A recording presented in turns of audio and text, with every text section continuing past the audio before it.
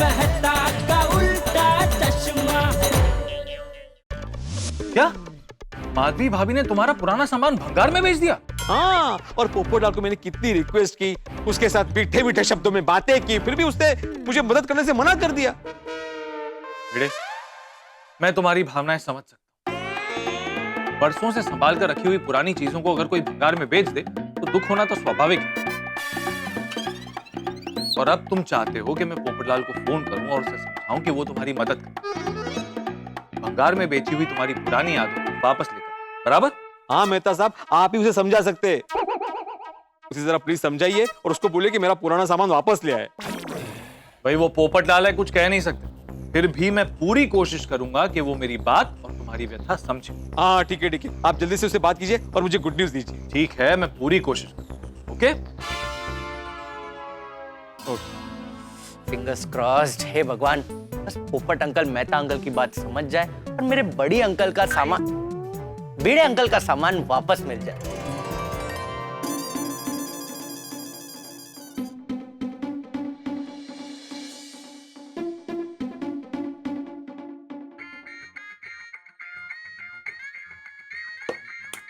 मेहता साहब का फोन? अच्छा, भिड़े ने मेहता साहब को वकील बनाया। देखिए मेहता साहब, अगर आपने भिड़े की वकालत के लिए मुझे फोन किया है तो मैं आपकी कोई मदद नहीं कर सकता। पोपटलाल, मैंने भिड़े की वकालत करने के लिए फोन नहीं किया है। अच्छा, सॉरी, मुझे लगा आपने भिड़े की बात करने के लिए फोन किया है। सॉरी मत कहो, मैंने भिड़े की बात करने के लिए ही फोन किया है। तो ये तो वकालत ही हुई ना। पोपटलाल, मैंने कहा ना कि मैंने भिड़े की वकालत करने के लिए फोन नहीं किया है।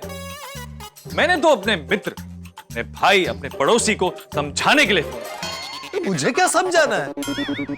आप ही बताइए, माधवी भाभी की मदद करके मैंने क्या गलती की? पोपटलाल, तुमने माधवी भाभी की मदद करके कोई गलती नहीं की, लेकिन एक पति पत्नी के रिश्ते में दखल अंदाजी करके बहुत बड़ी गलती की। मतलब ये कि पति पत्नी के झगड़े के बीच में नहीं आना। क्या है ना, पति पत्नी के विचारों की लड़ाई तो होती रहती, लेकिन आखिर में वो एक दूसरे को माफ करते हैं और एक हो जाते हैं। हाँ, ये बात तो है। हाँ, अब भिड़े और माधवी भाभी कल को एक हो जाएंगे, फिर एक दूसरे से सॉरी कहेंगे। फिर माधवी भाभी तुमसे फोन करके कहेगी कि पोपट भाई, आपको मेरी मदद नहीं करनी चाहिए थी। आप अगर मेरी मदद नहीं करते तो मैं उनका पुराना सामान भंगार में बेचती ही नहीं। मतलब गुनहगार मैं बन जाऊंगा? हाँ, वो भी सकता है। भिड़े तो माधवी भाभी को माफ कर ही देगा, लेकिन तुम्हें जिंदगी भर माफ नहीं करेगा, क्योंकि तुम्हारी वजह से उसका पुराना सामान, उसकी यादों का खजाना भंगार में भी। तो मैंने सोचा ही नहीं। अब भिड़े के मन में तुम्हारे लिए जो गुस्सा है वो जिंदगी भर रहेगा। तुमने ये तक नहीं सोचा कि कल को अगर तुम्हारे लिए कोई रिश्ता आया और भिड़े ने गुस्से में तुम्हारे लिए कुछ उल्टा सीधा कह दिया तो तुम्हारा रिश्ता तो होने से रहा ना। अरे हाँ मेहता साहब, आप बिल्कुल सच कह रहे हैं कि पति पत्नी के झगड़े में मुझे इन्वॉल्व होना ही नहीं चाहिए था। कल को वो दोनों तो एक हो जाएंगे और फंसूंगा मैं बिना मतलब का। अरे मेहता साहब, मुझसे बहुत बड़ी गलती हो गई। अब मैं क्या करूं? अब तुम एक काम करो, भंगार वाले के पास जल्दी जाओ और भिड़े का बेचा हुआ सामान जल्दी से उससे वापस खरीद लो और उस सामान को अपने घर पे छुपा के रख लो। और हाँ, ख्याल रखना कि माधवी भाभी को इस बारे में पता नहीं चलना चाहिए। ये भी खुश, माधवी भाभी भी खुश। थैंक यू मेहता साहब, आपने मुझे भविष्य में होने वाले टेंशन से बचा लिया, वरना मेरी दुनिया हिल जाती। मैं अब भी जाता हूँ उस भंगार वाले के पास। और हाँ, बॉक्स तुम्हारे हाथ में आते ही सबसे पहले तुम भिड़े को फोन करना। हाँ, लेकिन मुझसे पहले आप उसे फोन करके बता दीजिए कि मैं उसे फोन करूंगा सामने से, वो मुझे फोन ना करे, वरना वो परेशान भिड़े बार बार मुझे फोन करता रहेगा कि भाई तुम कैसे जा रहे हो, वहां पहुंचे कि नहीं पहुंचे, बॉक्स मिला, सामान सब सही सलामत है कि नहीं है। अरे हाँ, बोल देता हूँ, लेकिन तुम निकलो जल्दी वहां से। हाँ, थैंक यू मेहता साहब, थैंक यू। चलो, अब भिड़े को खुशखबरी दे देता हूँ कि पोपटलाल मान गया।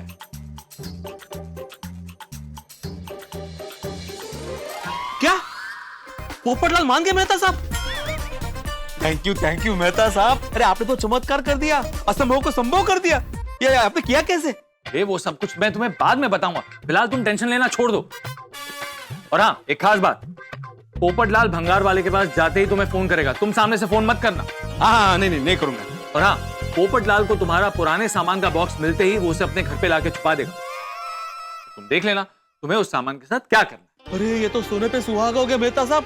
मतलब मुझे मेरा सामान भी वापस मिलेगा और घर में छुपाने का टेंशन भी नहीं। क्या बात है मेहता साहब, मैं आपको जबरदस्त पार्टी दूंगा।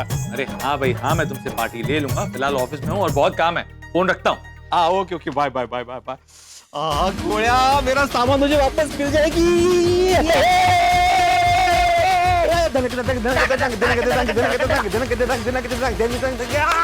Thank you thank you thank you thank you Goya, thank you so much, thank you.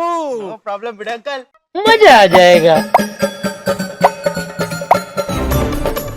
मोटी कमर,